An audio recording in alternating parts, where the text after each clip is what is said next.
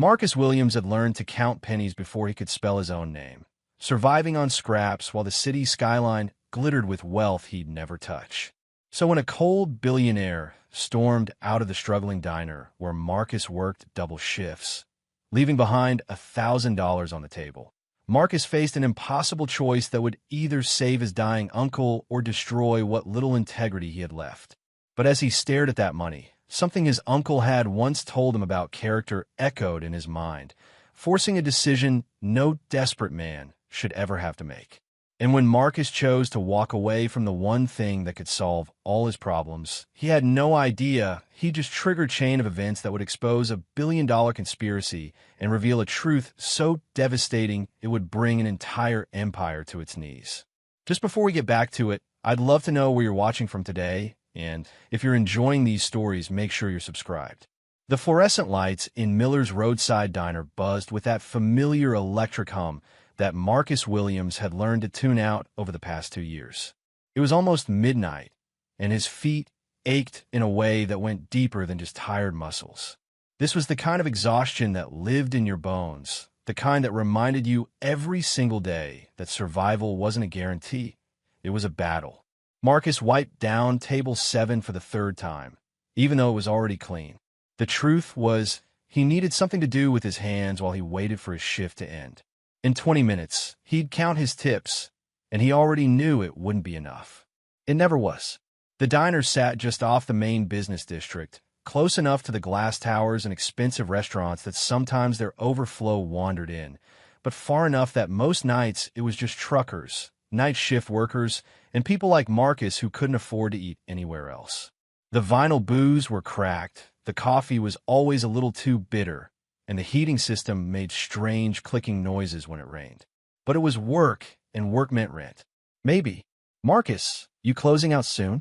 Jennifer, the night manager, called from behind the counter. She was a tired woman in her 50s who wore her stress in the lines around her eyes.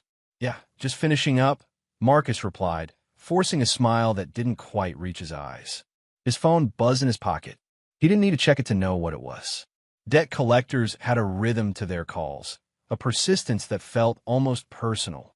3rd notice on the electric bill. Final warning on the phone service. A letter from the landlord that he'd shoved in his bag without reading because he already knew what it said. Marcus pulled the phone out anyway and glanced at the screen. 5 missed calls. 7 text messages.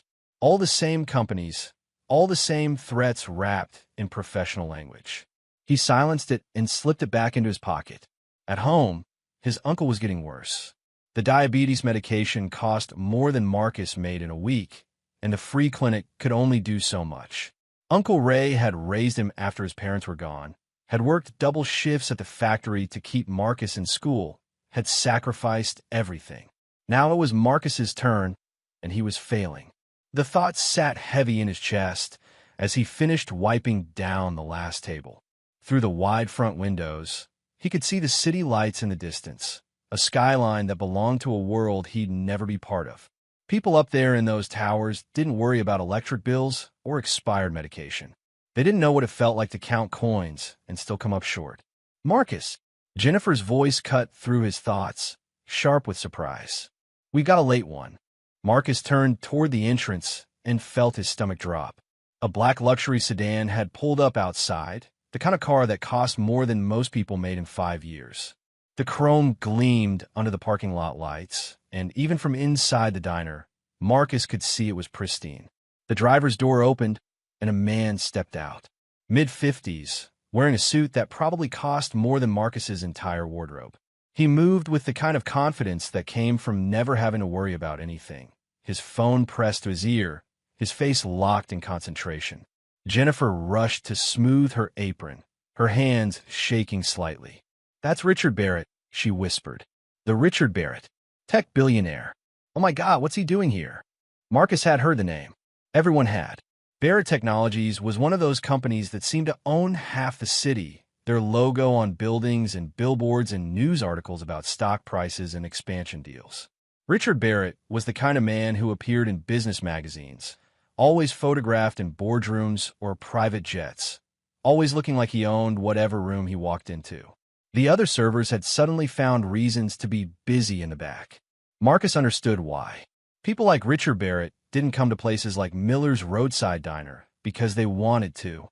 They came because something had gone wrong, because they were slumming it, because they'd wandered off course. And they usually made sure everyone around them paid for their inconvenience. "Marcus, you take him," Jennifer said, and it wasn't a request. Marcus grabbed a menu and walked toward the door as Richard Barrett entered. Up close, Marcus could see details the magazines never showed. The man's hands were trembling slightly. His tie was loosened, which seemed wrong for someone so put together.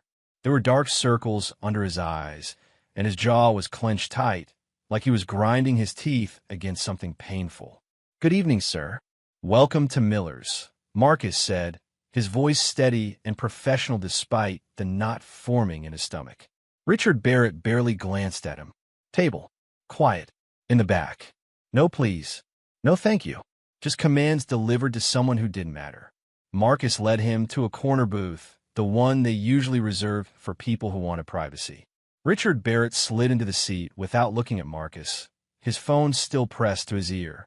Marcus could hear fragments of the conversation, words like acquisition and board meeting and damage control, spoken in clipped, angry tones. "Can I start you with something to drink?" Marcus asked when the man finally lowered his phone. "Scotch." "Neat." Richard Barrett's eyes were still on his phone screen. "We don't have a liquor license, sir."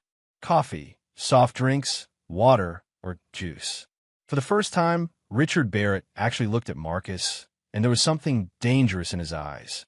Frustration, anger, maybe even desperation. "Coffee. Black. Strong." Marcus nodded and headed to the counter. Jennifer was hovering nearby, her anxiety infectious. "Is he upset?" she whispered. "Did we do something wrong?" "He's fine." Marcus lied, because the truth wouldn't help anyone. He poured the coffee, made sure it was hot, and brought it back with a clean cup and saucer.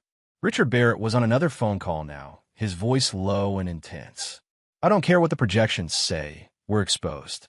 Someone's been feeding information to Meridian Capital, and if we don't plug this leak, we're going to lose everything." He paused, listening. No more delays. I want internal security to audit every department, every executive. I don't care whose feelings get hurt." Marcus set the coffee down carefully and stepped back, trying to be invisible. But Richard Barrett's eyes flicked up to him, sharp and assessing, before returning to his phone. "Menu," the billionaire said, snapping his fingers without looking. Marcus handed it over. Richard Barrett glanced at it for maybe 3 seconds before tossing it aside. "Steak, medium rare, whatever sides you have, and more coffee." The order was delivered like every word cost him something, like speaking to someone like Marcus was beneath him. But Marcus had learned a long time ago not to take it personally. People like Richard Barrett didn't see servers as people. They saw functions, obstacles, background noise in their important lives. Marcus put the order in and brought more coffee. Richard Barrett didn't acknowledge him. The man was deep in his phone now, scrolling through emails with increasing agitation, his jaw working like he was chewing through steel. When the food came out, Marcus delivered it with the same quiet efficiency he'd perfected over 2 years of invisible service. Richard Barrett ate mechanically, barely tasting it, his attention split between his phone and a leather portfolio he'd pulled from his briefcase. "Anything else I can get you, sir?" Marcus asked. "No, just the check. I need to get out of here." Marcus printed the check and brought it over. $87 for a meal the man had barely touched. Richard Barrett pulled out a thick leather wallet, the kind that probably had more cash in it than Marcus made in a month. He yanked out several bills without counting them, tossed them on the table, and stood abruptly. "Keep the change," he muttered, already moving toward the door, his phone ringing again. Marcus watched him go, watched the black sedan peel out of the parking lot like the hounds of hell were chasing it. Then he turned back to the table to clear the dishes. The bills were scattered across the table, some still folded, some loose. Marcus gathered them mechanically, his mind already moving to the next task. Bust the table, wipe it down, reset it for morning shift. The routine was automatic. But then his hand touched something separate from the obvious payment. A folded stack of bills, tucked partially under the portfolio Richard Barrett had forgotten to take. Marcus picked it up, unfolded it slowly, and felt his heart stop. 10 $100 bills. Crisp. New. $1,000. His hand started shaking. This wasn't a tip. Tips didn't come in $1,000 bills folded separately from the payment.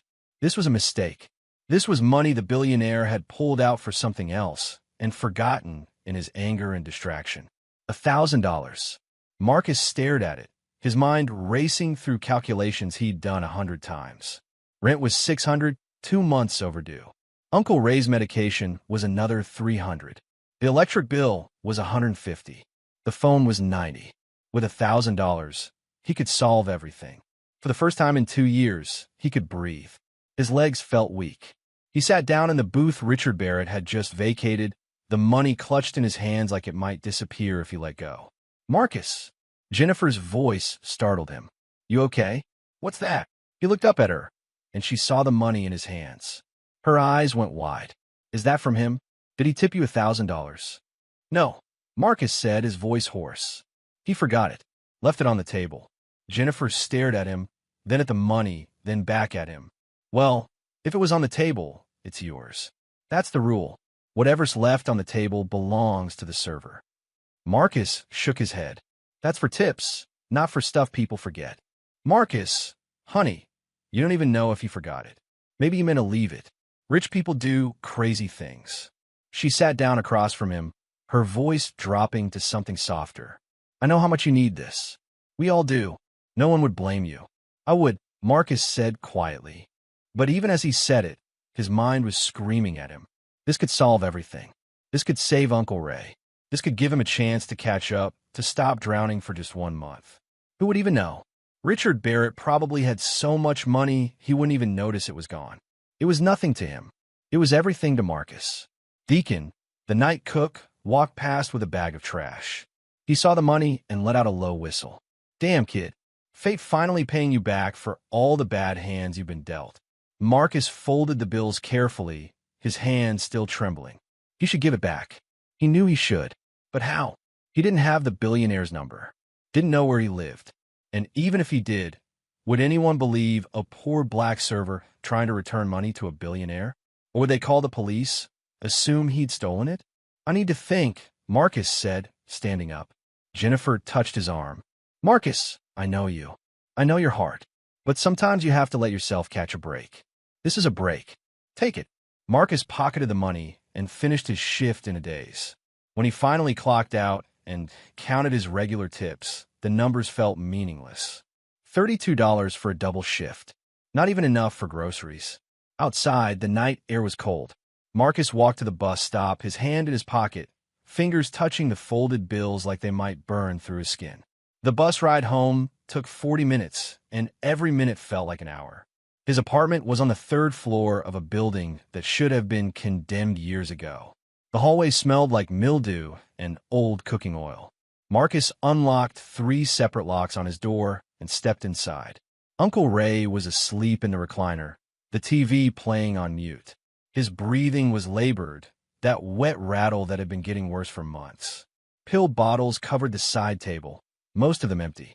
Marcus stood in the doorway and looked at the man who'd raised him. Uncle Ray had worked himself into disability to give Marcus a chance. Had paid for school supplies and field trips and everything else parents were supposed to provide. Had never once made Marcus feel like a burden, even when times got hard. Now Uncle Ray needed him, and Marcus was failing. He pulled the money out of his pocket and set it on the kitchen table next to a stack of overdue notices. The eviction letter sat on top, 3 days away from becoming real. The electricity shut-off notice promised darkness by the end of the week. The phone company had already sent 2 final warnings. $1,000 would solve all of it. Marcus sat down at the table and put his head in his hands. His mind drifted back to another time, another restaurant, when he was 15 years old. Uncle Ray had taken him to a nice place for his birthday, the kind of restaurant they couldn't really afford. The bill had come, and Uncle Ray had paid with cash he'd been saving for months. They'd gotten halfway home before Marcus found an extra $50 in Uncle Ray's coat pocket. Someone at the restaurant had made a mistake with the change. Uncle Ray had driven all the way back, walked inside, and returned the money to a shocked manager. But we needed that, Marcus had said in the car afterward. That was our grocery money. I know, Uncle Ray had replied, but it wasn't ours to keep. And you're watching, Marcus. You're always watching. What I do now teaches you who to be later. Marcus lifted his head and stared at the money on the table. He thought about Richard Barrett, the trembling hands, the angry phone calls, the weight the man carried even through all his wealth. He thought about the mistake, the forgotten money, the moment of human error. He thought about who he wanted to be. Slowly, Marcus pulled out a pen and the receipt from dinner. On the back, in careful handwriting, he wrote, "Someone once lost everything because nobody returned what wasn't theirs." He folded the $1,000 carefully, placed it inside an envelope he found in a drawer, and sealed it. Then he wrote an address he didn't have yet on the front, knowing he'd have to find it. Uncle Ray stirred in his chair. "Marcus? That you?" "Yeah, Uncle Ray. I'm home. Good shift." Marcus looked at the envelope in his hands, at the bills on the table, at the man who'd taught him everything that mattered. "Yeah," he said softly. "I think so." That night, Marcus barely slept. The envelope sat on his nightstand like a living thing, questioning him. The bills on the kitchen table screamed at him. His phone buzzed with more missed calls, more threats, more reminders that he was running out of time. But when morning came, Marcus got dressed, tucked the envelope carefully in his jacket pocket, and headed back to the diner early. He found Jennifer opening up, and she looked surprised to see him. "Marcus? You're not on until tonight." "I know. I need the name of the company from last night's reservation." "The Billionaire." Jennifer frowned. "What?" "I need to return something." She studied him for a long moment, and something sad passed across her face. "You're really going to do this, aren't you?" "I have to." She sighed and pulled out the reservation log. "Barrett Technologies. Main office is downtown, the Sterling building." "But Marcus, you can't just walk in there. Security won't let you pass the lobby." "I'll figure it out." Jennifer grabbed his arm before he could leave. "Marcus, I'm going to say this once, and then I'll never mention it again. You have a chance to change your life, to help your uncle, to stop struggling for just a little while. Are you really going to throw that away for a man who wouldn't do the same for you?" Marcus met her eyes. "Probably not, but that's why I have to do it." The Sterling building stood 60 stories tall in the heart of downtown, all glass and steel and power. Marcus stood across the street and stared up at it, feeling smaller than he'd ever felt in his life. His jacket was old, his shoes were worn, and he knew exactly what he looked like compared to the people streaming in and out of the revolving doors. He crossed the street anyway. The lobby was intimidating in a way designed to make people like Marcus turn around. Marble floors, modern art that probably cost more than cars, security guards in expensive uniforms watching everyone like hawks, a reception desk that looked like it belonged in a museum. Marcus walked up to the desk, the envelope clutched in his hand. The receptionist looked up, saw him, and something shifted in her expression. Not quite disgust, but close. "Dismissal. Can I help you?" Her voice was cold, professional, the kind of tone that really meant you don't belong here. "I need to see Richard Barrett." She actually laughed. "I'm sorry. Do you have an appointment?" "No, but I need to." "Mr. Barrett doesn't take walk-ins. If you'd like to submit a formal request through our website, someone from his team will review it within 6 to 8 weeks. This can't wait 6 to 8 weeks. He left something at the restaurant where I work, and I need to return it." The receptionist's expression went from dismissive to suspicious. "Left something? What exactly?" Marcus hesitated. He couldn't say $1,000 without it sounding insane. "It's personal. I just need 5 minutes." "That's not possible. If you have property belonging to Mr. Barrett, you can leave it with security, and they'll make sure it's returned to him." "No, I need to give it to him directly." "Sir, I'm going to have to ask you to leave. If you don't, I'll call security." Marcus felt anger rising in his chest, hot and familiar. This was the world, wasn't it? The same world that pushed people like him down and kept people like Richard Barrett up. The same world that made sure the gap between them never closed. He could have solved all his problems. Instead, he was being threatened by a receptionist who probably made more in a week than he did in a month. "I'm not leaving until someone listens to me," Marcus said quietly. The receptionist picked up her phone. Two security guards started moving toward him. Marcus stood his ground, the envelope in his hand, knowing how this looked. A poor black man refusing to leave a billionaire's building. He could see how it would end. But before the guards reached him, a door opened near the back of the lobby. A woman in her 30s, wearing an expensive suit and carrying a tablet, walked past. She glanced at Marcus, then at the guards, then back at Marcus. Something in her face changed. "Wait," she said, holding up a hand to the guards. She walked over to Marcus, studying him with sharp, intelligent eyes. "You said you have something for Mr. Barrett?" "Yes, ma'am. He left it at the restaurant where I work." "And you came all the way here to return it?" "Yes, ma'am." "Why?" Marcus met her eyes. "Because it's not mine." The woman stared at him for a long moment. Then she said, "Come with me." The receptionist started to protest, but the woman silenced her with a look. She led Marcus past security, into an elevator, and up to a floor that required a keycard. The hallway was quiet, expensive, lined with offices that had real doors instead of cubicles. "I'm Sarah Chun," the woman said as they walked. "Junior executive in mergers and acquisitions. I was in the lobby because I forgot my briefcase." "Lucky for you." "Thank you for listening," Marcus said. "Don't thank me yet." She stopped outside a conference room and turned to face him. "Before I take you any further, I need to see what you're returning." Marcus handed her the envelope. Sarah opened it, looked inside, and her entire body went rigid. She stared at the money, then at Marcus, then back at the money. "This is $1,000. "Yes, ma'am." "And you walked in here to return it?" "Yes, ma'am." "Why would you do that? Why wouldn't you just keep it?"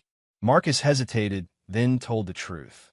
"Because someone once taught me that what you do when nobody's watching is who you really are." Sarah closed the envelope and looked at Marcus with something that might have been respect, or might have been pity. He couldn't tell. "Wait here," she said, and disappeared into another office. Marcus stood in the hallway and waited. Minutes passed. 10. 15. He started to wonder if this was all a mistake, if he just handed over $1,000 to a stranger who had no intention of giving it back. Then the door opened, and Sarah reappeared. But this time, she wasn't alone. Two men in security uniforms flanked her, and her expression had gone cold. "Come with us," she said. Marcus's stomach dropped. "What's going on?" "We have some questions for you." They led him down another hallway, through another locked door, and into a small, windowless room that looked like an interrogation cell. A metal table, 3 chairs, a camera in the corner. One of the security men pointed to a chair. "Seat." Marcus sat, his heart pounding. This was wrong. This was all wrong. "Empty your pockets," the other guard said. "Why? What did I do?" "Empty your pockets. Now." Marcus pulled out his wallet, his phone, his keys, his work ID from the diner. A few coins. The guards examined everything, even turning his wallet inside out. One of them took his phone and scrolled through it without asking permission. "How'd you get this money?" the first guard asked. "I told you. Richard Barrett left it at the restaurant." "How do we know you didn't take it from him? How do we know there wasn't more?" Marcus felt his anger boiling over. "You think I stole from him? Why would I bring it back if I stole it? Maybe you got scared. Maybe you thought we'd trace it. Maybe you're trying to get close to Mr. Barrett for other reasons." "That's insane. I'm just trying to do the right thing." The guard leaned forward. "People like you don't just walk away from $1,000. It doesn't make sense. So I'm going to ask you one more time. What's your angle?" "People like you." The words hit Marcus like a punch. He knew exactly what they meant. Poor, black, desperate, criminal. "I don't have an angle," Marcus said, his voice shaking with barely controlled rage. "I'm trying to return something that doesn't belong to me. That's it. That's all." The guards exchanged looks. One of them left the room with Marcus's phone. The other stayed, watching him like he might bolt. Marcus sat there, trapped, wondering if he'd just made the biggest mistake of his life. 30 minutes passed. An hour. Marcus lost track of time. His mind kept going back to Uncle Ray, to the bills on the kitchen table, to the medication they couldn't afford. He'd given up everything for this, and now he was being treated like a criminal. Finally, the door opened. But it wasn't the guard. It was Richard Barrett. The billionaire stood in the doorway, the envelope in his hand, his expression unreadable. He looked at Marcus for a long moment, then at the guard, then back at Marcus. "Leave us," he said quietly. The guard hesitated. Sir, we haven't finished questioning. I said leave. The guard left. The door closed. Richard Barrett pulled out a chair and sat down across from Marcus. He placed the envelope on the table between them and stared at it like it might bite him. Sarah told me what happened, he said finally. You walked into my building to return this. Yes, sir. Why? Marcus was tired of that question. Because it's not mine. That's not an answer. You could have kept it. No one would have known. I wouldn't have even noticed it was gone until I needed it. By then, it would have been impossible to trace. Richard Barrett leaned forward. So, I'm going to ask you again, and I want a real answer. Why? Marcus met his eyes. Because someone once lost everything because nobody returned what wasn't theirs. And I won't be that person. I can't be. Richard Barrett went very still. His hands, which had been resting on the table, started trembling.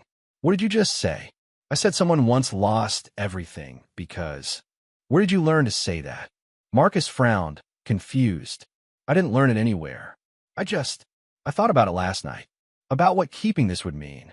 Richard Barrett pulled the envelope toward him and opened it. He took out the receipt, the one with Marcus's note on the back, and read it again. Then he looked up at Marcus, and there was something broken in his eyes. Sarah showed me this, he said quietly. This note, these words. His voice cracked slightly. Do you know why this disturbs me? No, sir. Because 12 years ago, a man I worked with said almost exactly the same thing to me.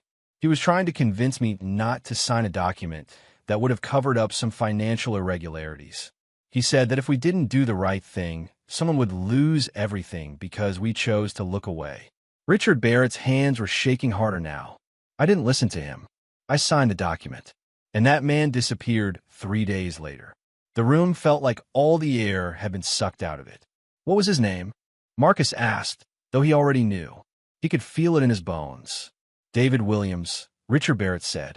Why? Did you know him? Marcus couldn't breathe. His chest felt tight, his vision blurring at the edges. David Williams. His father. The man who'd vanished when Marcus was 11 years old, leaving behind nothing but questions and poverty and a family that never recovered. He was my father, Marcus whispered. Richard Barrett's face went white. He stood abruptly, his chair scraping against the floor. He stared at Marcus like he'd seen a ghost, his mouth opening and closing without sound. Your father, he repeated. David Williams was your father. Yes, sir. That's not possible. That's not. Richard Barrett ran his hands through his hair, his composure cracking. How old are you? 23. And your father disappeared when? I was 11. 12 years ago. The math lined up perfectly. Richard Barrett sat back down slowly, like his legs wouldn't hold him anymore. I need you to tell me everything. Your father, what happened to him, what you know. So Marcus told him. He told him about the day his father didn't come home from work, about the police investigation that went nowhere, about the company's official statement that David Williams had resigned and moved overseas, about the years of poverty that followed, the foster care, the uncle who eventually took him in, about growing up knowing his father had been erased from existence, and no one cared enough to find out why. Richard Barrett listened to all of it with his head in his hands, and when Marcus finished, the billionaire looked up with tears in his eyes. I did this, he said hoarsely. I chose the company over him. I chose my career over his life. And I've lived with that guilt every single day since. What happened? Marcus asked. What did he find? Financial fraud. Executives were creating shell accounts and siphoning money through fake subsidiaries. Your father found proof. He brought it to me, to the board, to everyone who would listen. And they silenced him. I don't know how. I don't know where he went. But one day he was there, fighting, and the next day he was gone, and the company said he'd resigned. Richard Barrett's voice broke. I should have fought harder. I should have protected him. Instead, I convinced myself it was handled, that he'd gotten a payout and left. I knew it was a lie. I knew. And I did nothing. Marcus felt rage and grief warring in his chest. This man, this billionaire sitting across from him, had chosen comfort over his father's life, had chosen money over justice, had let David Williams disappear into nothing. Why are you telling me this? Marcus asked, his voice hard.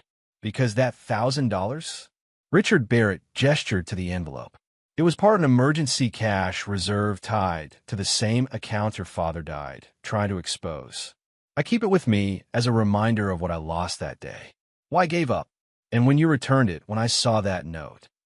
He looked at Marcus with desperate eyes. It was like he was speaking to me through you. He's not speaking through me, Marcus said coldly. He's dead. Because of you. I know. I know. Richard Barrett's composure was completely gone now. But maybe there's a way to make this right. Maybe if we work together. Work together? Marcus laughed bitterly. You want me to work with the man who killed my father? I didn't kill him. You might as well have. Silence filled the room, heavy and poisonous. Richard Barrett stared at the table, at the envelope, at the ghost of choices that couldn't be unmade. You're right, he said finally. I have no right to ask anything of you. But I'm going to anyway, because I owe your father a debt I can never repay, and because you deserve the truth. He looked up at Marcus. Something's happening in my company right now. The same corruption your father found. It's still there. It's gotten worse. Someone's feeding information to competitors, someone's stealing from accounts, and I think they know I'm getting close to exposing them. That's why I was at your diner that night. I was running, hiding, trying to figure out my next move. What does this have to do with me? Everyone around me is compromised. Everyone. I can't trust my executives, my security, my board. But you, Richard Barrett gestured to the envelope. You proved something. You proved you can't be bought. And right now, that makes you the only person in this entire building I can trust. Marcus shook his head. You're insane. I'm a food server. I don't know anything about corporate fraud or investigations or whatever this is. I don't need you to know anything. I just need you to be exactly who you already are. Richard Barrett leaned forward. Help me finish what your father started. Help me expose these people. Help me get justice for him. Justice. Marcus's voice rose. Justice would be my father being alive. Justice would be me not growing up in foster care. Justice would be my uncle not dying because we can't afford his medication. He stood abruptly. You want to feel better about yourself? Fine. Write me a check. Give me enough money to solve my problems, and we'll call it even. I can do that, Richard Barrett said quietly. I can write you a check right now for more money than you'd make in 10 years. But we both know that's not justice. That's just guilt. He stood as well. Your father died trying to make things right. Don't you want to know the whole truth? Don't you want to see the people who did this pay for it? Marcus wanted to say no. He wanted to walk out, take the money, save Uncle Ray, and forget any of this ever happened. But something in his chest wouldn't let him. Some piece of his father that lived in him, that had written that note, that had returned $1,000 even when it hurt. If I say yes, Marcus said slowly, what happens? You work with me, quietly. We investigate from the inside. We find proof of what's happening, and we expose it. All of it. No cover-ups this time. No looking away. Richard Barrett's voice hardened. I owe your father that much. I owe you that much. Marcus looked at the envelope on the table, at the money he'd returned, at the choice that had brought him to this moment. He thought about his father, about the values Uncle Ray had taught him, about the person he wanted to be. One condition, Marcus said. When this is over, whatever we find, whatever happens, the truth gets told. All of it, including what you did 12 years ago. Richard Barrett flinched, but nodded. Including what I did 12 years ago. Then I'll help you. They shook hands across the table. Two men from different worlds bound by a forgotten stack of bills and a ghost who refused to stay buried. Marcus didn't know it yet, but that handshake had just signed him up for something far more dangerous than he could imagine. Outside the office, someone was watching. A security feed. A careful observer. Someone who'd been waiting 12 years for the Williams name to resurface. And now had. After agreeing to investigate together, Marcus found himself thrust into a world he'd only seen from the outside.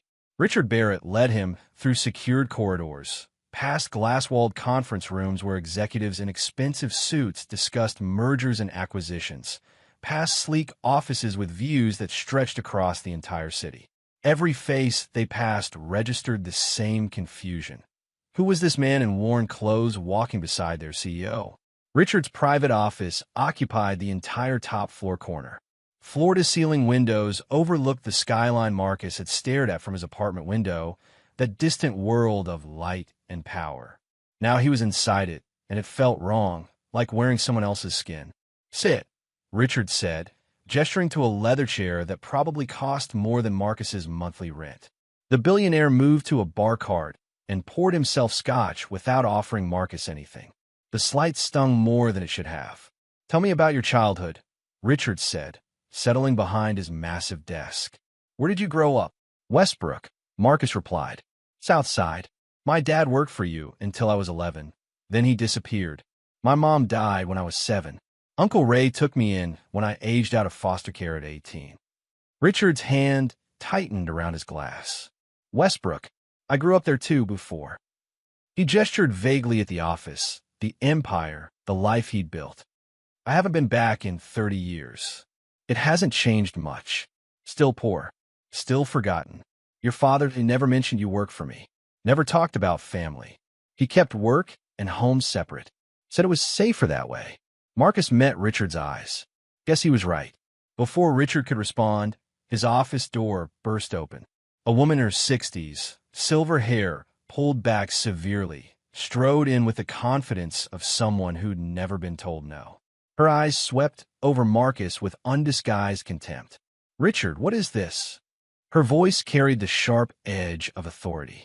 "Security just informed me you brought an unauthorized civilian into a restricted executive floor. This doesn't concern you, Patricia. Everything that happens in this building concerns me. I'm the chief operating officer."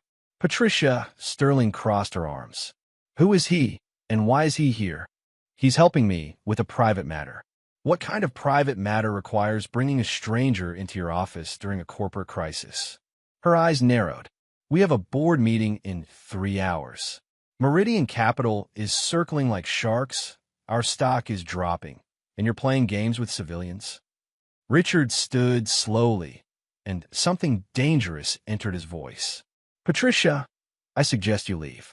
Now, I suggest you remember who helped you build this company, who stood beside you when things got difficult."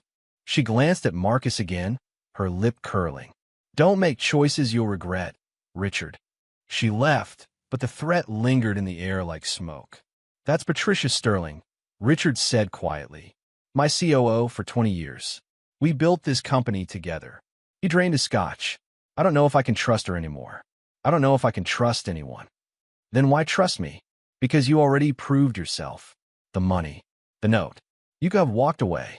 Richard pulled out a leather portfolio and spread papers across his desk. "These are financial reports from the last 3 years. Subtle discrepancies, payments that don't quite match invoices, expenses that disappear into bureaucratic language. Nothing obvious. Nothing that would trigger automatic audits. But it's there." Marcus leaned forward, studying the documents.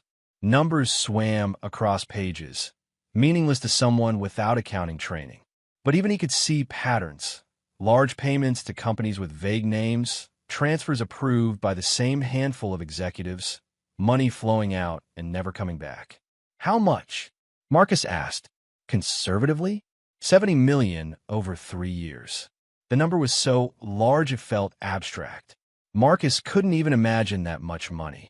"And you think the same people who went after my father are behind this?" "I know they are. The patterns match.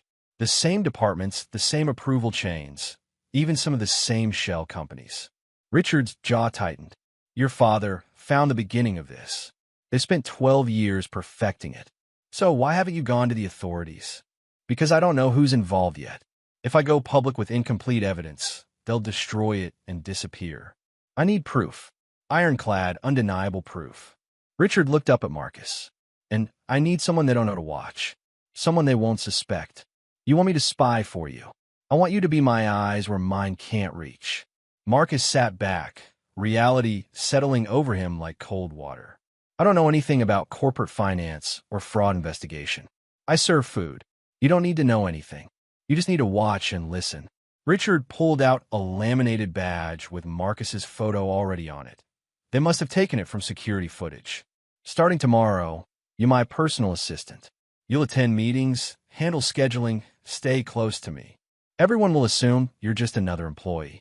but you'll be watching. Marcus took the badge, feeling its weight. And what do I tell Uncle Ray? My manager? Everyone who knows I work at a diner. Tell them you got a better job. Tell them you're working for a corporate office. It's not even a lie. Richard's expression softened slightly. And I'll make sure your uncle gets the medical care he needs. Full coverage, best doctors, everything. Consider it a down payment on what I owe your father. Pride warred with desperation in Marcus's chest. He didn't want Richard Barrett's charity. But Uncle Ray was dying, and pride couldn't cure diabetes. Fine, Marcus said, but this isn't about the money. This is about my father. I know. The next week passed in a blur. Marcus called Jennifer at the diner and quit, her protests fading into understanding when he explained he'd gotten an office job. He didn't mention whose office. He moved Uncle Ray to a private medical facility where doctors actually had time to listen, where medications were dispensed without checking insurance first, where the rooms had windows and the staff smiled. How'd you afford this? Uncle Ray asked from his new hospital bed, looking better than he had in months. Got lucky, Marcus lied. Got hired by someone who pays well. Lucky. Uncle Ray studied him with knowing eyes. You're lying to me, son. But I trust you. Whatever you're doing, be careful.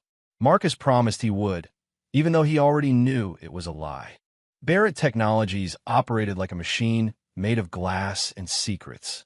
Marcus learned the rhythms. Morning briefings where executives performed carefully rehearsed confidence. Afternoon meetings where numbers were discussed in coded language. Evening sessions where Richard met with lawyers and accountants who all looked worried. Marcus's role as personal assistant meant he was everywhere and nowhere. He carried files, took notes, brought coffee, and sat in corners during meetings where millions of dollars changed hands with a signature. People looked through him the way they always had. To them, he was furniture. Help. Someone too insignificant to matter, which meant they didn't guard their words around him. The Meridian deal is still alive, an executive named Thomas Walsh said during one meeting. He was younger than Richard, hungry-looking, with the kind of ambition that felt dangerous. But we need to move fast before the board forces consolidation. The board doesn't force anything, Patricia Sterling replied coldly. Richard controls majority voting shares. For now, Walsh's smile didn't reach his eyes. But voting shares can be diluted if enough irregularities emerge, especially during an SEC investigation. The room went quiet. Richard's face remained neutral, but Marcus saw his hand tighten on his pen. There is no SEC investigation, Richard said carefully. Not yet. Walsh leaned back. But given recent market volatility, it's only a matter of time before someone requests one. Best to have our house in order before that happens. It was a threat wrapped in concern. Marcus wrote it down, his hands steady even as his mind raced. After the meeting, Richard pulled Marcus aside into a secure data room few people could access. Metal walls, no windows, computer terminals that required fingerprint authorization. Did you hear that? Richard asked. Walsh knows something, or thinks he does. He's been pushing for the Meridian deal for months. Want me to sell controlling interest to their investment group. Richard pulled up financial files on a screen. I've been tracking his access history. He's been viewing accounts he shouldn't touch, running reports on divisions outside his authority. You think he's the leak? I think he's part of it. But he's not smart enough to run an operation this sophisticated. Richard's face hardened. Someone higher up is pulling strings. Over the next few days, Marcus watched Walsh carefully. The executive moved through the building like he owned it, confident and careless. He took long lunches with people who didn't work for Barrett Technologies. He made phone calls in empty conference rooms, his voice low but not quite quiet enough. Marcus started carrying his phone everywhere, voice recorder app always ready. He learned to position himself near air vents and thin walls, learned which bathroom stalls shared walls with offices, learned the art of being invisible while listening to everything. The old man's getting paranoid, Walsh said during one phone call Marcus overheard. He's brought in some nobody to watch his back. Probably just another yes man. Marcus recognized the voice on the other end, Patricia Sterling. Richard's always been too sentimental, Patricia replied. That's why this company needs new leadership. Someone who understands that business isn't about loyalty, it's about results. The documents are ready? Almost. Another week, maybe two. Then we move. Marcus's blood ran cold. He recorded every word. That evening, he brought the recording to Richard. The billionaire listened in silence, his face draining of color. Patricia, Richard whispered. She's been with me since the beginning. She's planning something. A coup, maybe. Richard played the recording again, his hands shaking. I built this company with her. We survived the early years together, the failures, the risks. I trusted her with everything. She's betraying you. No. Richard's voice cracked. She's finishing what she started 12 years ago. He looked up at Marcus, and there was horror in his eyes. Your father. He found irregularities in Patricia's department. She's the one who reported him for theft to cover her own tracks. She's the one who convinced me he was lying. His face crumpled, and I believed her. God help me, I believed her. The weight of it settled over them both. Patricia Sterling hadn't just stolen money. She destroyed David Williams. She'd erased him to protect her operation. We need proof, Marcus said quietly. Recording conversations isn't enough. We need documents, account numbers, transfers we could trace. Richard nodded slowly, composing himself. There's a secure server in Patricia's office. She doesn't know I have override access to every terminal in the building. Can you get into it remotely? Not without triggering security alerts. Someone would have to physically access her computer. Richard looked at Marcus. After hours, when she's gone, you want me to break into her office. I want you to get justice for your father. Marcus should have said no, should have walked away. This was no longer about returning forgotten money or honoring Uncle Ray's lessons. This was corporate espionage, illegal entry, theft of proprietary information. If he got caught, he'd go to prison. But Patricia Sterling had destroyed his father, had left him to grow up in poverty, had stolen 12 years of his life. How do I get in? Marcus asked. The next night, Marcus stayed late under the pretense of organizing Richard's files. The building emptied slowly, first the junior employees, then middle management, finally the executives. By 9 o'clock, only security and maintenance remained. Marcus had Patricia's key card, cloned from when he'd accidentally bumped into her that morning. He had Richard's override codes. He had a flash drive that would copy her entire hard drive in under 3 minutes. What he didn't have was confidence. The executive floor felt different at night. Shadows stretched across empty cubicles. The city lights beyond the windows turned the glass walls into mirrors, showing Marcus his own reflection. A poor black kid from Westbrook who had no business being here. Patricia's office was at the far end of the floor. Marcus moved quietly, his heart hammering. He swiped the clone key card. The lock clicked open. Inside, Patricia's office was immaculate. Everything precisely arranged, not a paper out of place. Her computer sat on a glass desk, screen dark, waiting. Marcus slid in her chair and powered it on. The login screen appeared. Marcus entered Richard's override codes, praying they'd work. Access denied. Marcus tried again, carefully typing each character. Access denied. His hands started sweating. Richard had been certain the override would work. Unless Patricia had anticipated this. Unless she'd changed security protocols. Marcus pulled out his phone and texted Richard. Override not working.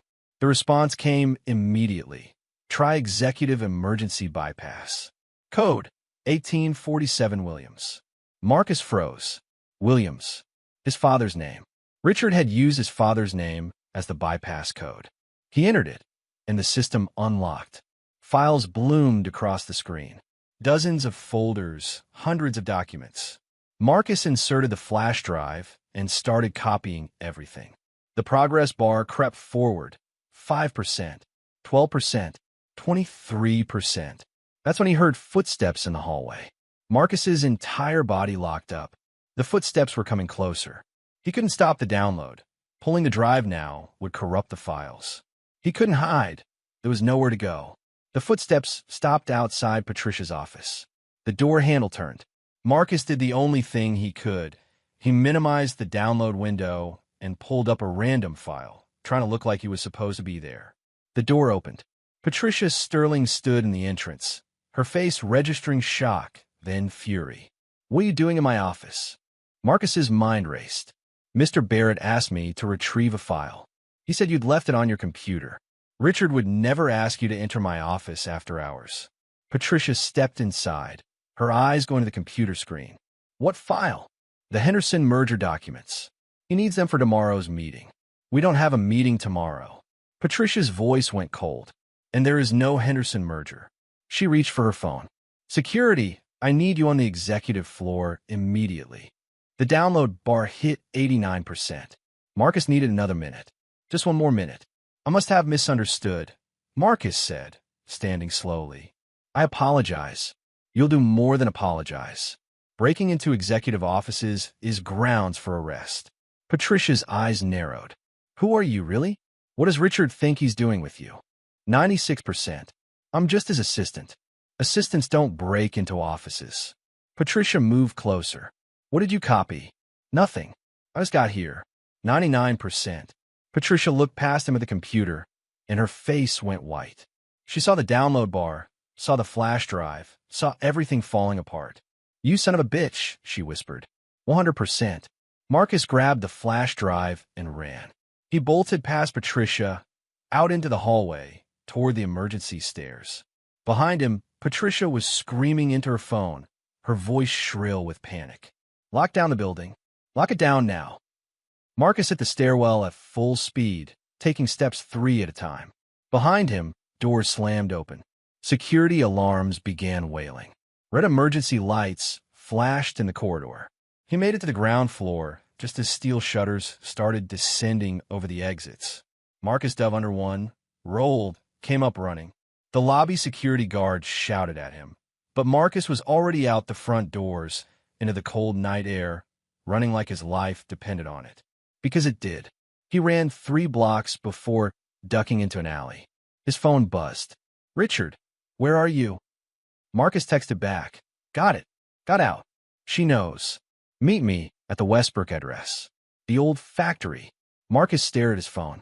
The old factory in Westbrook was abandoned, had been for years. Why would Richard want to meet there? But he didn't have time to question it.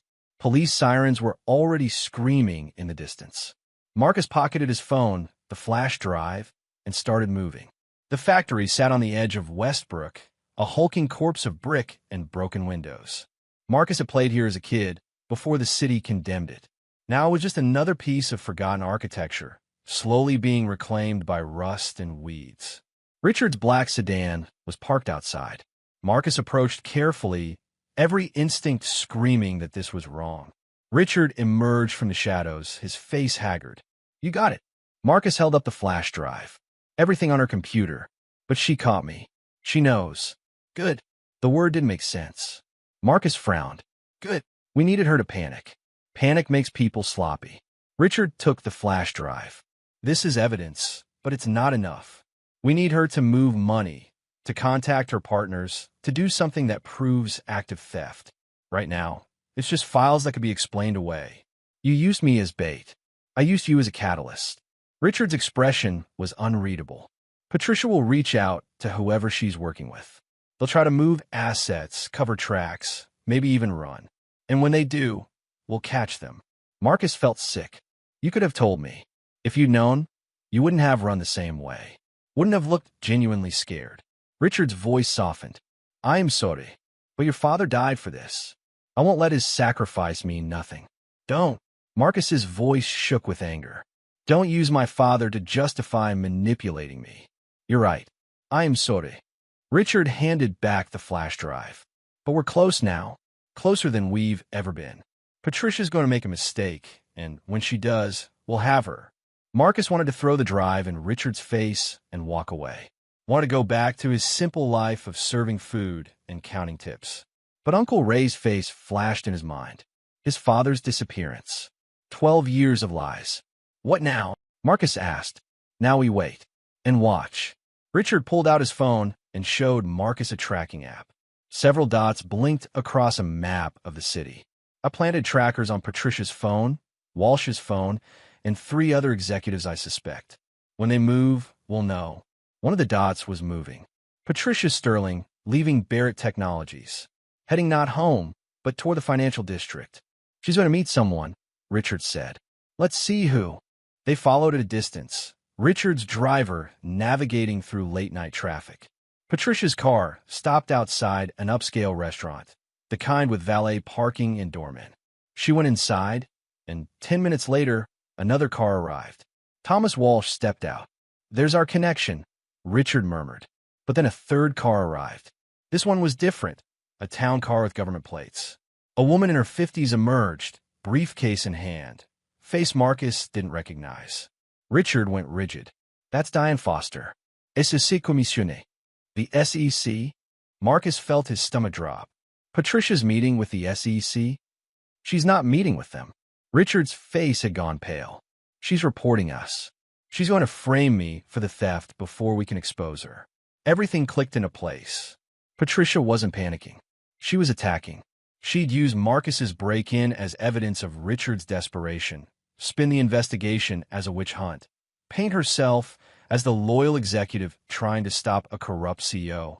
We need to get that information to authorities first, Marcus said. Tonight. Right now. It's not enough. We have files, but she'll claim they're fabricated. We need something undeniable. Richard's jaw tightened. We need to find your father. Marcus's world tilted.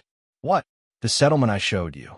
The one that supposedly paid for his death overseas. Richard turned to face Marcus fully. I've been tracking those payments. They didn't go to a morgue or a government agency. They went to a private medical facility. I think your father is alive, Marcus, and I think Patricia knows where he is. The words didn't make sense. Couldn't make sense. His father had been gone for 12 years. Dead or disappeared or erased, but not alive.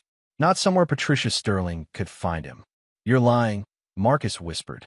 I'm not. I've known for a week, since we started investigating. I didn't tell you because I wasn't sure and I didn't want to give you false hope. Richard's voice cracked. But if we can find him, if he's alive, he can testify to everything. He's the only witness who can prove Patricia's guilt from 12 years ago. Marcus couldn't breathe. His father, alive. After all these years, all this pain, all the nights wondering if he'd done something wrong, if he could have saved him somehow. Where? Marcus demanded. Where is he? I don't know yet. The payments are routed through shell companies, but there's a pattern. Facilities in 3 states, all connected to a medical logistics firm Patricia has ties to. Richard grabbed Marcus's shoulders. Help me find him. Please. Let me make this right. Marcus looked at this man who'd failed his father, who'd manipulated him, who'd brought him into this nightmare. This man who might be his only chance at finding the truth. If you're lying to me, Marcus said quietly, if this is another manipulation, I will destroy you. If I'm lying, I'll deserve it. They drove through the night, following digital trails and paper records, hunting for a ghost. And somewhere in the darkness, Patricia Sterling made her first call to the authorities, setting in motion a chain of events that would either bring justice or bury them all. The pieces were moving. The trap was closing. And Marcus Williams was about to discover that some disappearances weren't endings at all. They were imprisonments. The hunt for David Williams consumed the next 72 hours. Marcus barely slept, surviving on coffee and adrenaline, while he and Richard chased digital shadows through medical records, corporate registries, and financial transactions that spiraled through dozens of shell companies. They worked from a sealed office Richard had installed years ago, hidden behind a false wall in the building's subbasement. No one knew it existed except the architect who designed it, and he died 5 years back. The room was small, cramped, filled with computer terminals and filing cabinets stuffed with documents Richard had secretly copied over the years. Evidence he'd collected but never acted on, insurance policies he'd never cashed. Looking at it all, Marcus realized Richard Barrett had known something was wrong for a long time. He'd just been too afraid to face it. Here, Richard said, pointing at a screen displaying transaction records. 3 facilities, one in Nevada, one in Oklahoma, one in upstate New York, all receiving monthly payments from the same medical logistics company. All registered under different names, but the payment amounts match exactly. Marcus leaned closer, studying the numbers. $50,000 per month to each location. Enough to maintain long-term care, enough to keep someone comfortable, enough to keep someone quiet. Which one? Marcus asked. I don't know. We need to check all three. Richard pulled up satellite imagery of each facility. The Nevada location looked like a private hospital. Oklahoma was more isolated, resembling a rehabilitation center. New York appeared to be a psychiatric facility built into the mountains. We don't have time to check all three. Patricia's already talking to the SEC. Marcus felt frustration building in his chest. How do we narrow it down? Richard was quiet for a moment, then pulled up another file. Your father worked in data security before he moved to financial oversight. He understood encryption, digital safety protocols. If he's being held somewhere, he'd need those skills suppressed. You think they drug him? I think they did whatever was necessary to keep him silent. Richard's voice was heavy with guilt. The psychiatric facility makes the most sense. It's designed to hold people who might be considered unreliable witnesses. Easy to discredit anyone who comes from there. Marcus stared at the New York facility on the screen. Mountainside Wellness Center. The name was designed to sound peaceful, therapeutic. But the building looked like a prison, all high fences and security cameras. We need help, Marcus said. Someone who can access their patient records without triggering alerts. I know someone. Richard pulled out a burner phone, one of several he'd acquired. Cybersecurity specialist. She's helped me before with sensitive investigations. Can you trust her? I don't know, but we're out of options. Richard made the call. 20 minutes later, a woman in her early 30s arrived at the hidden office, looking nervous. She had sharp features, dark hair pulled back in a ponytail, and the wary eyes of someone who'd seen too much corporate ugliness. Sarah Chun. She introduced herself to Marcus. I work in the IT security division. Or I did, until they started asking questions about my access logs. They're watching you? Richard asked. Everyone's being watched now. Ever since Marcus broke into Patricia's office, the whole building's on lockdown. Internal Affairs is interviewing everyone, checking every keystroke, every file access. Sarah looked at Marcus. You're lucky you got out when you did. They're looking for you. Police. Private security. Patricia's convinced the board you're part of some conspiracy to take down the company. Marcus felt his stomach turn. I was trying to expose her. I know. I've been watching the same accounts you have. The irregular transfers, the shell companies. I've known something was wrong for months, but I couldn't prove anything without risking my job. Sarah pulled out a laptop. That's why when Mr. Barrett called, I came. Because I'm tired of watching them steal.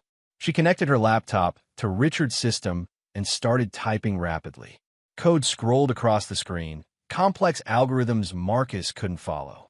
Mountainside Wellness Center has decent security, but they're using outdated encryption, Sarah said, her fingers flying across the keyboard.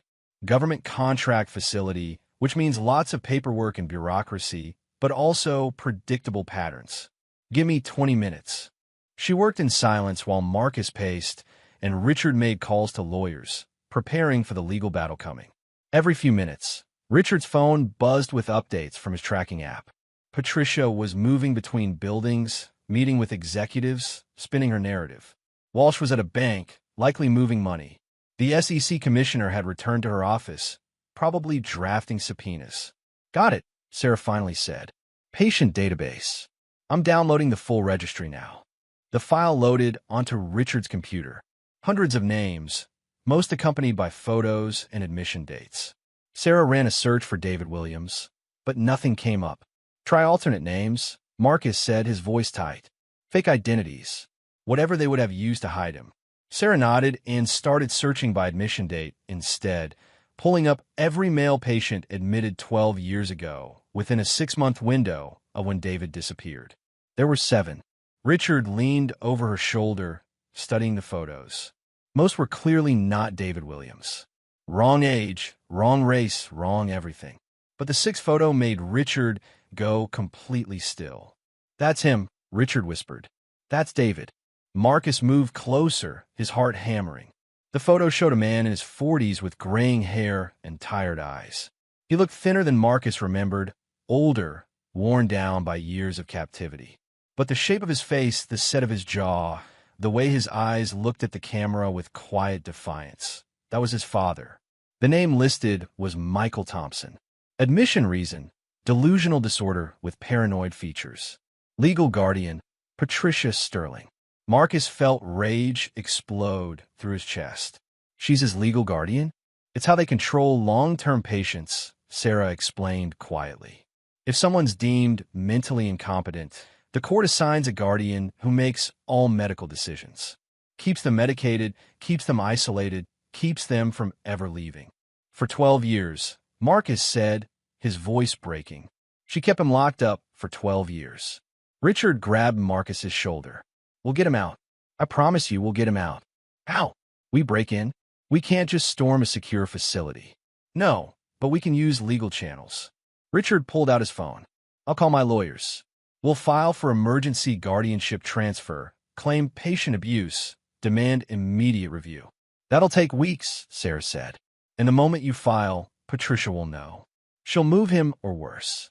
The room fell silent.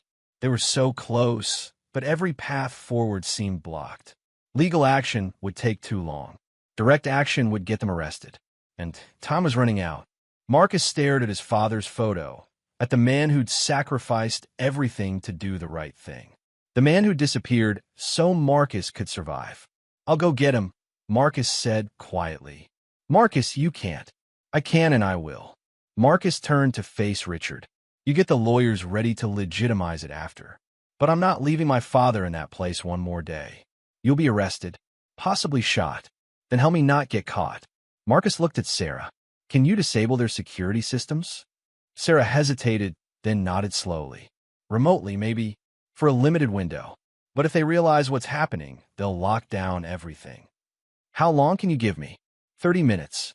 Maybe 45 if I'm lucky. Then that's what we have. Marcus turned back to Richard. I need transportation, cash, and documents saying I'm authorized to transport him for medical evaluation. I'll have everything ready in 2 hours. Richard met his eyes. Marcus, if this goes wrong. It won't. But even as he said it, Marcus knew he was lying. Everything about this could go wrong. But his father had spent 12 years in hell because no one came for him. Marcus wouldn't make that mistake. While Richard arranged transportation and documents, Sarah worked on penetrating Mountainside's security network. Marcus sat in the corner, trying to calm his racing thoughts. His phone buzzed. A text from an unknown number. You have something that belongs to us. Marcus showed it to Richard. The billionaire's face went pale. They tracked you. Patricia's people. They know you have the flash drive. Let them come. Marcus, they're not going to ask nicely. They'll take it by force if necessary. Another text arrived. Return what you stole and walk away. This is your only warning. Marcus typed back. I'm not giving you anything. And I'm coming for what you stole from me. He hit send before Richard could stop him. The response came immediately. Then you've chosen poorly. They're going to come after you, Richard said. After both of us. Good. Let them try. Marcus stood up. While they're focused on us, they're not thinking about the facility. They're not preparing for what we're about to do. Sarah looked up from her computer. Security breach successful. I've got backdoor access to their system. But Marcus, you need to know something. Your father's file shows he's been heavily medicated for years. Antipsychotics, sedatives, drugs designed to keep him compliant. Even if you get him out, he might not be coherent. The words hit Marcus like a punch. All this time, all this searching, and his father might not even recognize him. Might not be able to testify. Might not be the witness they needed. I don't care, Marcus said. He's my father. I'm bringing him home. 6 hours later, Marcus was in the passenger seat of an unmarked van, driving through the dark toward upstate New York. Richard had arranged everything. Fake medical transport credentials, patient transfer authorization with forged signatures, even uniforms that matched the facility's approved vendors. Sarah was in the back with a laptop, monitoring security feeds in real time. 2 guards at the main entrance, Sarah reported. 3 more inside. Night shift is minimal, which works in our favor. But the nurse's station has direct sight lines to the patient wing where your father is being held. Can you create a distraction? Marcus asked. Already planned. At exactly 2:15 a.m., Every computer in the building will register a critical system error. They'll think they're being hacked, which technically they are. It'll pull staff toward IT and give you a clear path. The facility appeared ahead, perched on a hillside surrounded by woods. Floodlights illuminated the perimeter fence. Marcus could see guards patrolling, cameras mounted every 20 feet. This wasn't a wellness center. This was a prison dressed up with therapeutic language. Richard pulled the van up to the gate. A guard approached, shining a flashlight through the window. "We're here for patient transfer," Richard said calmly, handing over the forged documents. "Michael Thompson, emergency medical evaluation at Westfield Memorial." The guard studied the papers, then checked a clipboard. "I don't have any transfer scheduled for tonight. It's emergency authorization. Called in 2 hours ago. Check with your supervisor." The guard's radio crackled. Sarah had triggered the first phase, spoof call records showing a transfer request. The guard frowned, spoke into his radio, waited. Finally nodded. "All right, but you'll need escort to the patient wing." "Policy." "Understood." They drove through the gate. Marcus's hands were sweating despite the cold. Everything depended on the next 20 minutes. If anything went wrong, if anyone recognized them, if the documentation failed scrutiny, they'd be arrested immediately. The guard led them inside through sterile hallways that smelled like disinfectant and despair. Marcus could hear patients behind locked doors, crying, yelling, the sounds of people who'd been forgotten by the world. "System's about to go down," Sarah whispered through their earpieces. 60 seconds. They reached the patient wing. The guard swiped his keycard, and the door clicked open. Inside, fluorescent lights buzzed over a nurse's station where 2 women sat reviewing charts. "Transfer for Thompson," the guard announced. One nurse looked up, confused. "What transfer? I wasn't notified." "Emergency authorization," Richard repeated, handing over more papers. The nurse took them, started reading. That's when every computer screen in the building went black. Alarms started wailing. Red emergency lights began flashing. "What the hell?" The nurse jumped up, rushing toward a terminal. Other staff appeared from rooms, panicking, shouting about system breaches. "Now," Sarah's voice commanded in their earpieces. Marcus moved. While everyone was distracted, he slipped past the nurse's station toward the patient rooms. Numbers on doors: 201, 203, 205. He found 207 and pushed inside. A man sat on the bed, staring at nothing. Gray hair, vacant eyes, the ghost of someone Marcus once knew. He wore institutional clothing and hospital bracelet. His hands trembled slightly. "Dad," Marcus whispered. The man's eyes shifted slowly toward him. For a moment, there was nothing. Then something flickered. Recognition? Hope? Fear? "Dad, it's Marcus. Your son. I'm getting you out of here." David Williams blinked. His mouth opened, but no words came out. Years of medication had stolen his voice, his clarity, maybe his mind entirely. Marcus moved to his side, gently taking his arm. "Can you walk?" David nodded slowly, mechanically. Marcus helped him stand. His father felt light, fragile, like he might break at any moment. They moved back into the hallway. The chaos had intensified. Staff were running between rooms, trying to manually access patient files. The guard who'd escorted them was arguing with the head nurse about security protocols. Richard appeared, pushing a wheelchair. "Get him in."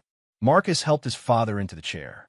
David went without resistance, his eyes still distant and confused.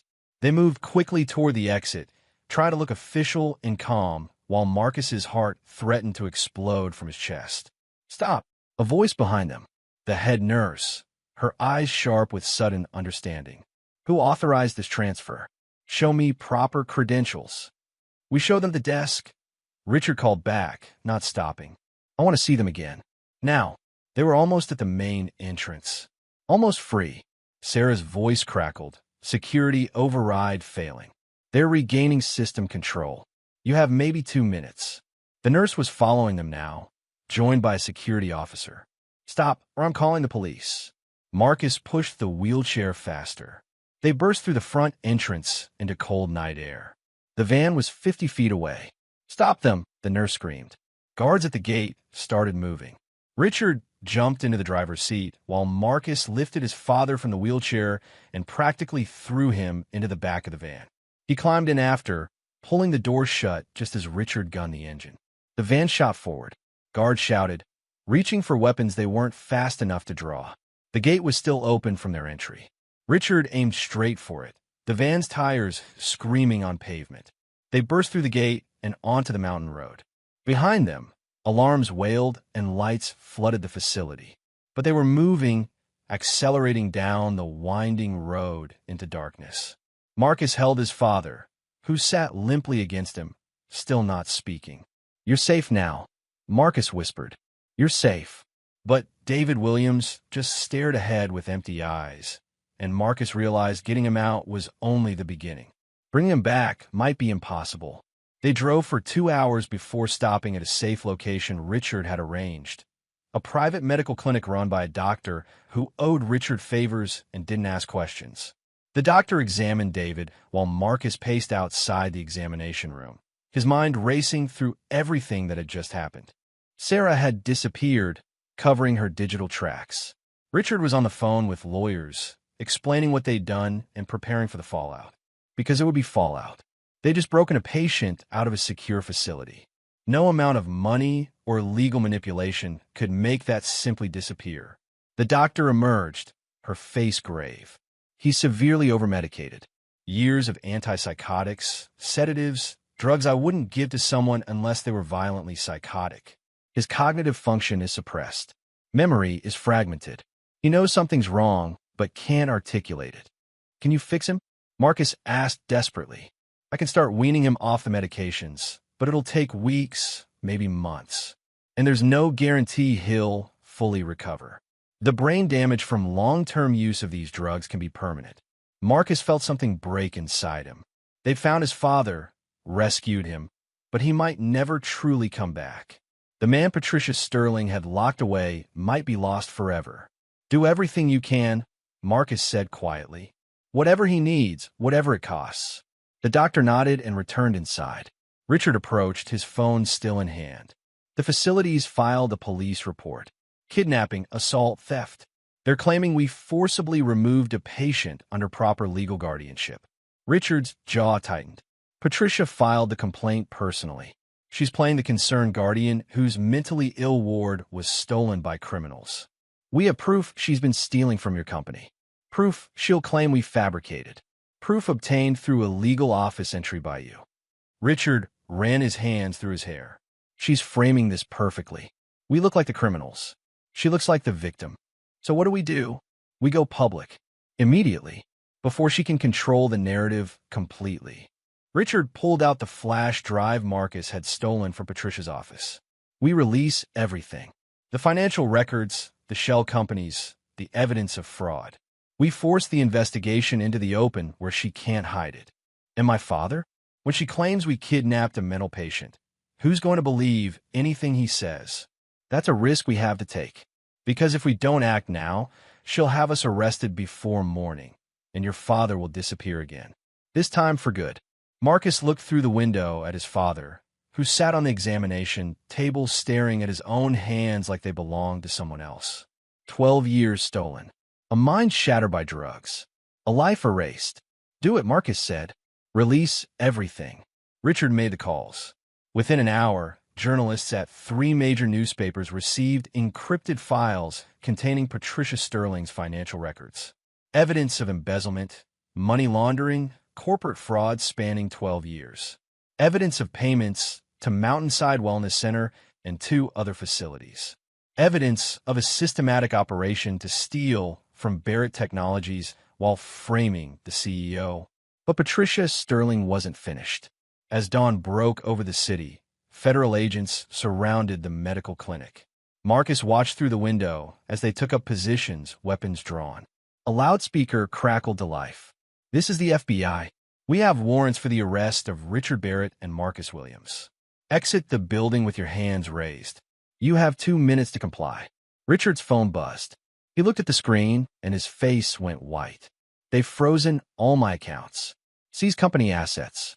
The board just voted to remove me as CEO, pending investigation." "Patricia did this," Marcus said. She had help. SEC Commissioner Diane Foster signed emergency orders based on Patricia's testimony. They're claiming I've been embezzling money and that you're my accomplice. Richard's voice was hollow. She won. She outmaneuvered us completely. Marcus looked at his father, then at the federal agents outside, then at Richard Barrett. They were trapped. The evidence they'd released would take weeks to verify. Patricia's claims were immediate and backed by law enforcement. By the time anyone realized the truth, they'd be in prison. There has to be something, Marcus said desperately. Some way to prove she's lying. Richard's phone rang. He answered it, listened, and his expression changed from defeat to something else.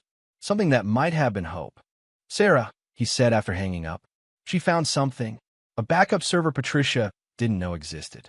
Original financial records from 12 years ago, before they were altered. And something else." Richard looked at Marcus. Communications. Emails between Patricia and David from Wright before he disappeared. He was offering to testify, to provide evidence. She responded with threats, made clear what would happen if he spoke. That proved she was involved in his disappearance. More than that, one of the emails references others. Thomas Walsh, SEC Commissioner Foster, 3 board members. Richard's voice grew stronger. This wasn't just Patricia stealing money. This was a conspiracy to take over the entire company. They've been planning it for 12 years.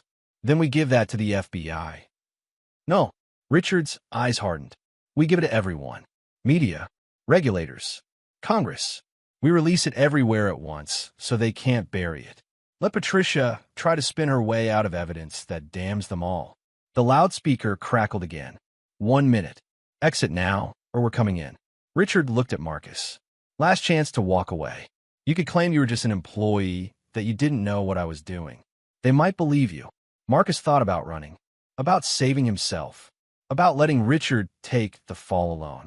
Then he looked at his father, broken but alive, living proof of what Patricia Sterling was capable of.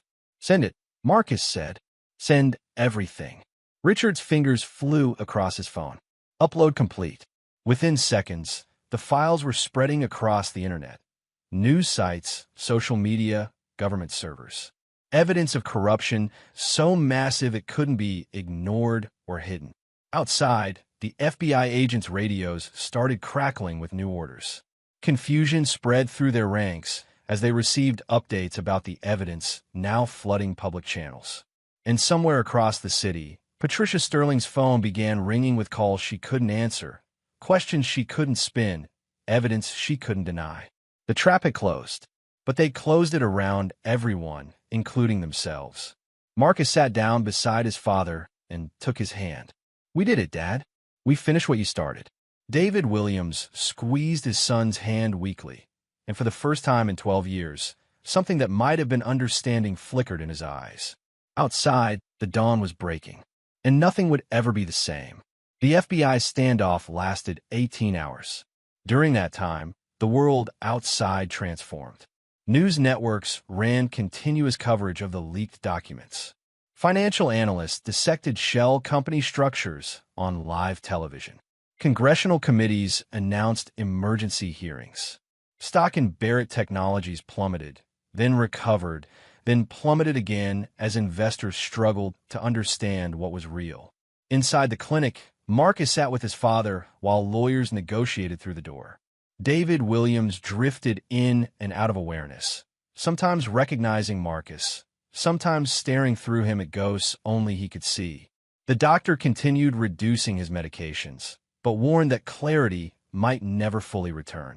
"Marcus," his father said suddenly, his voice rough from years of silence. "Marcus, is that you?" "Yeah, Dad. I'm here." David's eyes focused, really focused for the first time. "They told me you died." Patricia said there was an accident, that everyone was gone. Marcus felt his chest constrict. "I'm alive. Uncle Ray, too. We made it." "Ray." David's face crumpled. "I couldn't protect you. Couldn't warn you. They kept me so confused, so lost. Every time I remembered something, they'd increase the medication." His hand gripped Marcus's with surprising strength. "What year is it?" 2026. 12 years. The words came out like broken glass. 12 years gone. Before Marcus could respond, Richard appeared at the door. "We have a deal. The FBI will take us into custody, but we'll be released on bail pending investigation. More importantly, they're executing warrants on Patricia Sterling, Thomas Walsh, and 6 others right now." The emails Sarah found were enough. "What about the SEC commissioner?" Marcus asked. "She resigned an hour ago." The email showed she received payments from one of Patricia's shell companies. "She's finished." Richard looked exhausted but determined. "It's falling apart for them. Everything they built is collapsing." 2 hours later, Marcus and Richard were processed at a federal building downtown. Fingerprints, photos, charges read aloud. Conspiracy, fraud, kidnapping. The kidnapping charge stung because Marcus knew exactly what he'd done and why. But the lawyers promised it wouldn't stick once David could testify. They were released on bail just as the sun set. Outside, reporters swarmed them with cameras and microphones. Marcus pushed through without speaking, but Richard stopped. Patricia Sterling embezzled over $70 million from Barrett Technologies over the past 12 years, Richard said directly into the cameras. She imprisoned David Williams, a whistleblower who tried to expose her, and kept him medicated and silenced in a psychiatric facility for over a decade. The evidence is public. The truth is public. And justice is coming. The reporters exploded with questions, but Richard was already moving toward the waiting car. Inside, Sarah sat with a laptop, monitoring the aftermath. 3 board members have resigned, she reported. Walsh attempted to flee the country, but was stopped at the airport. Patricia's been taken into custody, but her lawyers are claiming the emails were fabricated. They're already trying to discredit everything. Can they succeed? Marcus asked. Not likely. The backup server has metadata proving when the emails were written. Original timestamps, IP addresses, digital signatures. It's authentic, and they know it. Sarah pulled up a news feed showing Patricia being escorted into a federal building. But she'll fight. People like her always do. Over the next week, the investigation exploded into every corner of Barrett Technologies. Federal agents occupied entire floors. Executives turned on each other, offering testimony in exchange for reduced sentences. Thomas Walsh became a cooperating witness, revealing offshore accounts and money laundering operations that went beyond anything Richard had imagined. Marcus stayed at the clinic with his father, watching him slowly emerge from the fog of medication. Some days were better than others. Some days, David remembered everything clearly, spoke about the fraud he discovered, the threats Patricia had made, the night men came to his apartment and told him he was having a mental health crisis. Other days, he forgot Marcus's name and asked for his wife, dead now for 19 years. Will he be able to testify? Marcus asked the doctor during one of David's bad days. Maybe. His lucid periods are increasing. With time and proper therapy, he might recover enough to give a coherent statement. The doctor hesitated. But Marcus, you need to prepare yourself. Even in his best moments, he's not the man you remember. That man was stolen from him. What's left is something different. Marcus understood. His father had been broken in ways that couldn't be fully repaired. But broken didn't mean useless. Broken didn't mean he couldn't still fight. 3 weeks after the raid, David Williams gave his first official statement to federal prosecutors. Marcus sat beside him, watching his father speak slowly but clearly about finding irregular payments, about confronting Patricia Sterling, about her threats, and the night he was forcibly committed to Mountainside Wellness Center.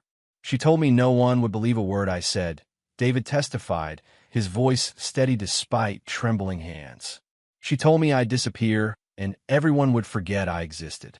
She was almost right. The prosecutors recorded every word. When they finished, the lead attorney looked at Marcus and Richard with something like respect. This is the most comprehensive case of corporate fraud and false imprisonment I've seen in 20 years, she said. Ms. Sterling is facing life in prison. So are several of her co-conspirators. You did that. Both of you. But Marcus didn't feel victorious. He felt tired.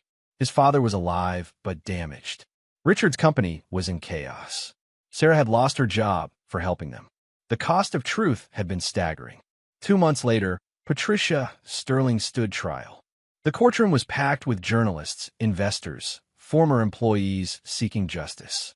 Marcus sat in the front row beside his father and Richard. Uncle Ray was there too, healthier now, his eyes sharp as he watched the woman who destroyed his brother. Patricia's lawyers fought brilliantly. They challenged evidence, questioned witnesses, suggested that Richard Barrett had orchestrated everything to cover his own crimes. But the emails were undeniable. The offshore accounts were traced. The facility records showed Patricia had been paying for David's imprisonment personally. When David took the stand, the courtroom went silent. He walked slowly, Marcus guiding him to the witness box. He looked smaller than he should, older than his years. But when he spoke, his voice carried weight. "I found proof of theft," David said. "Proof that could have saved the company millions. I brought it to Patricia Sterling because she was chief operating officer. Because I trusted her." He looked directly at Patricia, who sat stone-faced at the defense table. She smiled at me, thanked me for my diligence. Then she had me committed to a psychiatric facility where I spent 12 years being told I was insane. 12 years losing my memory, my mind, my life. Because I tried to do the right thing. Patricia's expression never changed, but her lawyers knew it was over. The jury deliberated for 6 hours. Guilty on all counts: embezzlement, fraud, conspiracy, false imprisonment, money laundering.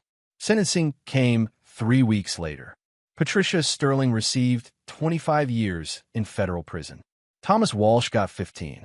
The board members who'd conspired with them received various sentences. SEC Commissioner Foster was separately charged and convicted. Barrett Technologies restructured completely. Richard stepped down as CEO voluntarily, though he retained ownership. He created an independent oversight board with external auditors and whistleblower protections written into the corporate charter. "Your father's name should be on this building," Richard said during the dedication ceremony.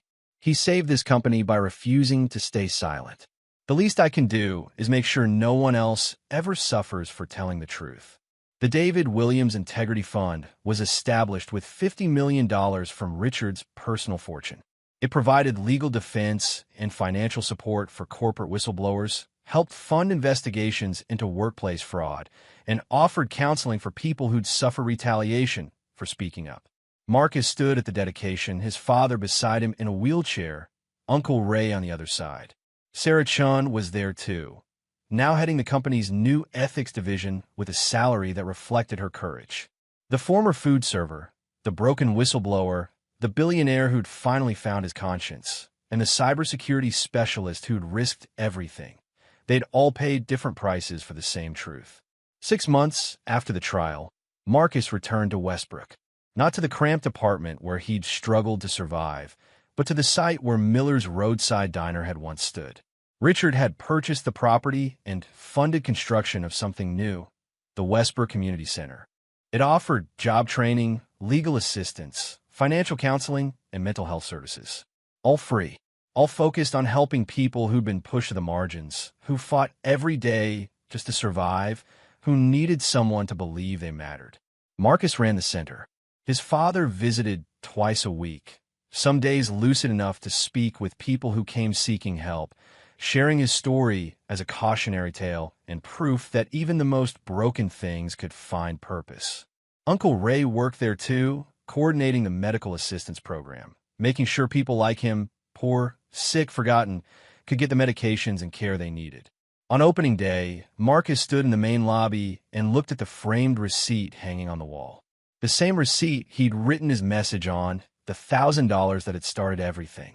Richard had preserved it exactly as Marcus had left it, a reminder that small acts of integrity could topple empires. Beneath the receipt, a plaque read, "The smallest thing we ignore often reveals the biggest truth." People filed into the center throughout the day. Single mothers seeking job training. Elderly folks needing help with medical bills. Young people looking for mentorship. Each one was greeted with dignity, offered assistance without judgment, treated like they mattered. Because they did. Richard appeared in the afternoon, no longer the cold billionaire Marcus had first served at a struggling diner. He'd aged in the past year, the weight of his choices etched into his face. But there was peace there too, the peace that came from finally doing right. "Your father would be proud," Richard said quietly, watching Marcus help a teenager fill out job applications. My father is proud, Marcus corrected. He's upstairs right now, telling someone about the importance of speaking up even when it costs you everything. Richard smiled.